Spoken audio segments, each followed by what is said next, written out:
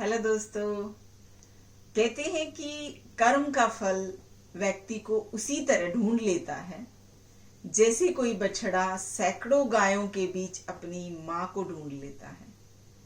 ऐसी एक कहानी है जिससे कुछ ऐसी ही सीख मिलती है। एक समय की बात है, एक राजा ने अपने महल में एक संत को सत्संग के लिए बुलाया। सत्संग पूरा होने के बाद राजा ने संत से कहा कि गुरुवर, राज्य की प्रगति और सुख शांति के लिए कोई मंत्र दीजिए। तब संत ने राजा को राम नाम का मंत्र दिया।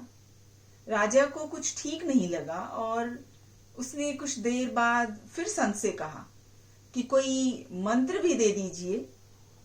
संत ने गुस्से में आकर राजा से कहा, अरे गधे, इतना अच्छा मंत्र दिया है और फिर भी तू समझा नहीं।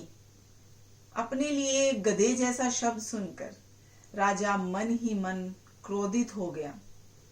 राजा को क्रोधित देखकर संत ने कहा, राजन, तुमको गधा कहा इसलिए बुरा लगा क्योंकि तुम जानते हो कि जो गधा क्या है तुम जानते हो। जैसे ही मैंने गधा कहा, ऐसा सुनते ही तुम्हारे मन में उसकी छवि आ गई और उससे तुम्हारा क्रोध जाग गया।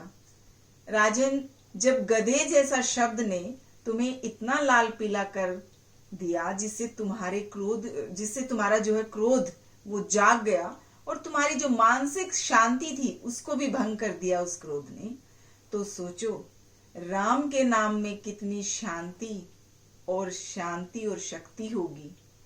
राजन, शब्द ब्रह्म है। शब्दों की ऊर्जा मन को प्रभावित कर तन को गति देती है और संसार के सारे कार्य शब्दों से संचालित होते हैं। बुरे शब्दों का प्रयोग करने से आसुरी शक्तियां जागृत होकर मानसिक ऊर्जा का नाश करती हैं और अच्छे शब्दों के प्रयोग से दैवीय शक्तियां जागृत होती हैं, जिससे मानसिक और सांसारिक दोनों सुख प्राप्त होते हैं। मंत्र का मतलब जिसके जपने से जिससे मन तर जाए उसे कहते हैं मंत्र, जिससे मन तर जाए। इसलिए राजन, राम नाम के मंत्र को जपते रहो, इसी से कल्याण होगा, क्योंकि सारी महिमा भाव की और मंत्र की, और जिस मन से जिस भाव से आप वो नाम लेते हो उससे प्रभाव पड़ता है वैसा ही मन पर।